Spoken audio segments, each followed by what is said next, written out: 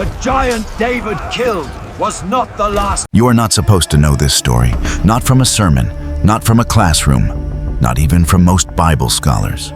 Because this is the page of Scripture almost no one dares to open. The giant David killed was not the last one.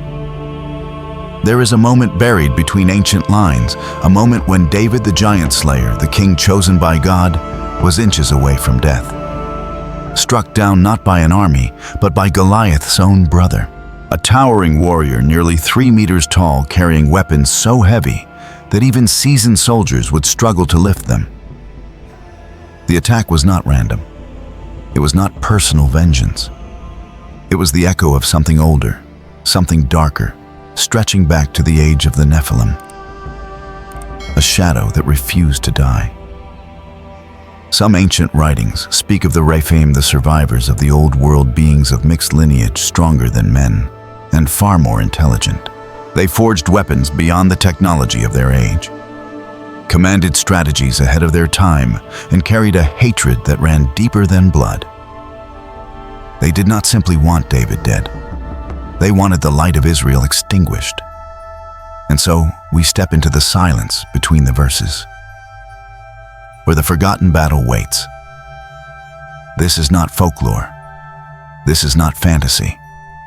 This is the hidden conflict that almost altered the destiny of Israel. This is the story of the shadow that rose to avenge Goliath. Here we unlock the old doors where history, faith, and mystery intertwine. Enter with the heart of a seeker, because what you are about to discover may forever reshape how you see the Age of Kings. Now, let us begin. When Goliath fell face down on the battlefield, Israel believed the terror was over. A single stone, a single swing, a single giant silenced. Songs rose in the streets, stories were told around fires, and mothers whispered to their children that the nightmare had finally ended. But for the clans tied to the old blood, the death of Goliath was not an ending. It was a beginning. The Bible gives us a hint, a small phrase, almost easy to miss. In 2 Samuel 21, it speaks of those who were born to the giant in Gath. Not one giant, a line, a house, a bloodline, which means Goliath was not a lonely monster on a hill. He was part of a surviving remnant. Here the story deepens into the ancient world of the Philistines and the peoples around them. In many Near Eastern cultures, when a champion of sacred lineage fell, his brothers did not simply grieve. They swore a vow, a blood oath of vengeance taken not just before men, but before the gods they believed had given them their stature. In that world, the death of Goliath would have demanded an answer. Wave after wave of old traditions suggest that when a half-divine warrior died, the duty of revenge passed to his kin. So when David walked away from the valley of Elah with a giant's severed head somewhere in Gath, other giants were already preparing their hearts for war. Gath itself was not just a random Philistine city. It was a frontier fortress, a border stronghold facing Israel. Archaeology paints a picture of massive fortifications, heavy weapons, and a culture familiar with iron long before others mastered it. Iron-tipped spears, broadswords, and mail armor. These were not crude tools of savages, but the refined weapons of a rising power. This is where the biblical puzzle becomes unnerving. Scripture speaks of Rephaim Anakim and other strange groups, the echoes of older, taller peoples on the land. Some scholars reading these passages carefully see patterns, lineages of unusually large warriors clustered in certain cities, certain valleys, certain fortresses. Goliath of Gath fits perfectly on that map. Goliath was not just a lone anomaly, but a representative, a public face of a hidden network of giant-blooded warriors rooted in places like Gath Ashdod and the old highlands where the Anakim once stood. Ancient traditions outside the Bible whisper of beings who survived the flood. A remnant of the old mighty men, the Rephaim, the terrible ones, whose names lingered in fear. Some saw them not as literal gods, but as hybrid warriors, taller, stronger trained from youth, carrying on techniques and knowledge preserved from a lost age. They understood metallurgical secrets, tactics, fortifications. They were not just muscle, they were memory. If that is true, then Goliath's fall was a strike not just against a man, but against a system, against a bloodline that saw itself as superior, destined to dominate Israel's God people by sheer terror and force. And this leads us to a question that cuts like a blade. If Goliath was merely the visible champion, who was the true mind, the true leader behind that bloodline after his death? Who carried the ancient grudge once the giant of Elah lay dead in the dust? In the quiet spaces between the verses, the Bible hints that the war with giants did not end on that first battlefield. Later passages describe other enormous warriors, all tied back to Gath, all born to the giant. They appear like shadows, returning each step. They take a reminder that the old darkness has not yet accepted defeat. Some modern readers skip these verses, treating them as strange footnotes. But for those who linger, an unsettling pattern emerges. Israel was not simply fighting random enemies. It was facing the final generation of a forgotten age, a last wave of the old Nephilim memory on earth. If you too can feel this darkness opening between the lines of Scripture, leave a sign of your presence to the quiet below. Not to prove a theory, not to win an argument, but to walk together as seekers on this ancient road, knowing we are reading a story most of the world has chosen to ignore. Because this is not only the tale of a giant who fell, it is the story of a bloodline that refused to die, a shadow that rose again in the days of David's weakness. And in the next part, we will step onto the battlefield where that shadow finally found its chance for revenge. David, the boy who once ran toward Goliath with a sling and 5 smooth stones, is no longer a boy. Years have passed. Wars have been fought. Crowns have been worn. And now the giant slayer is tired. The Bible quietly moves us into this new scene in 2 Samuel 21. It doesn't show us a triumphant young hero anymore. It shows us an aging king worn down by campaigns, still leading his people, still stepping onto the battlefield when other kings would have stayed home. Israel is under pressure once again. Philistine forces rise like a recurring nightmare, and in the shadows of their ranks, something massive moves. This is where he appears, Ishbi-Benob. The text calls him one of the descendants of the giant, the same blood, the same house, the same line from Gath. Some see him as Goliath's brother, others as a close kinsman. But one thing is clear, he is not simply another soldier. He is a vessel of vengeance. His spearhead alone weighs hundreds of shekels of bronze, far heavier than the regular weaponry of the time. He carries a new sword, freshly forged, a hint of superior metallurgy ironwork ahead of its age. To the people of that era, such a weapon was not merely sharp. It was shocking. It was a symbol that the Philistines still had access to the best metal, the best smiths, the best war technology, and, in his heart, a mission to kill the man who shamed his bloodline. The battle unfolds, and David is there in the thick of it, as always. But the text says something haunting. David grew faint. The giant slayer is slowing down. The man whose faith once made him fearless now feels the weight of years pressing on his chest, slowing his steps, blurring his vision. That is when Ishbi-Benob sees him, not as a king, not as a legend, but as prey. Here the tension tightens.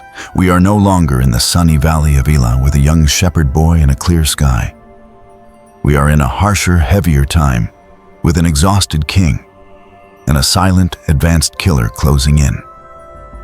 Ishbi-Benob moves toward David like a storm. One-on-one, giant against man, the lamp of Israel staggering on the field. David falters. He cannot outrun him this time. He cannot fight as he once did. The moment the Bible records is terrifyingly simple. The giant thought he could kill David. Steel glints. A heavy spear lifts.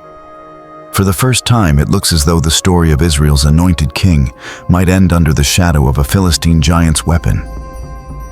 But the story does not end there.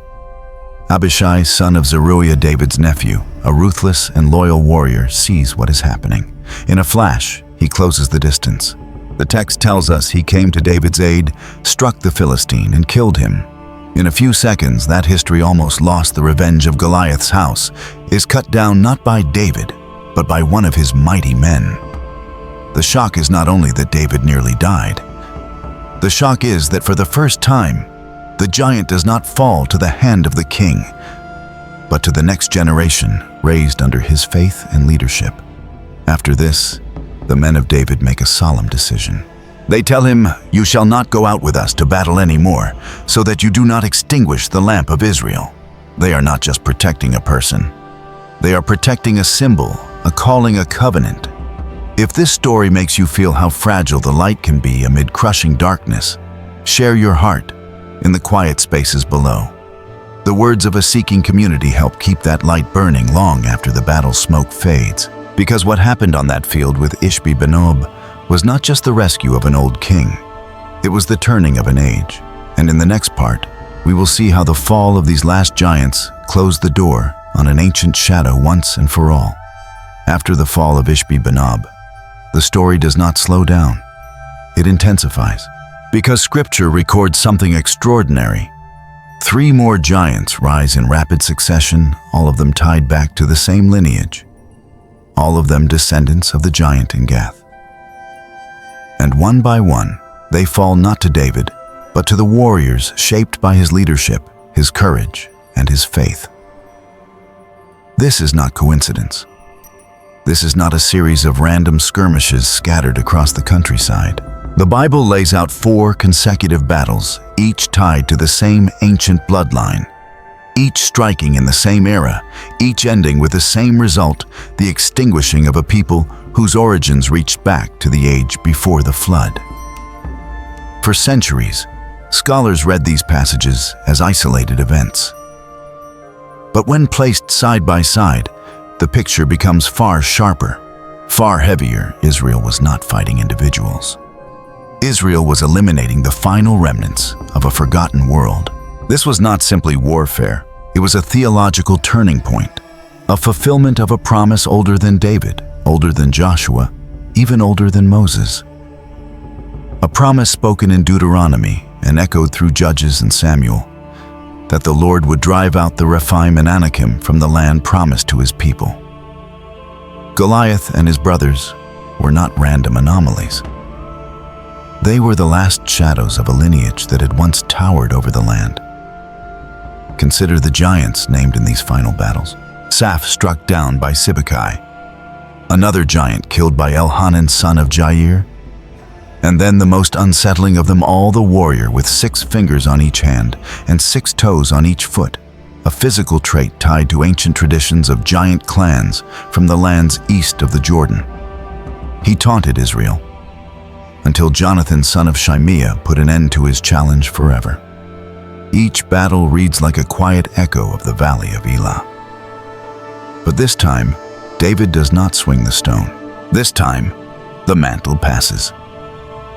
The next generation rises. The men who learned courage under David's leadership fight the battles that bring closure to an age David began confronting as a shepherd boy. If these final 4 battles had not been fought, the memory of giants in Israel's history would remain incomplete. We would know only the story of Goliath.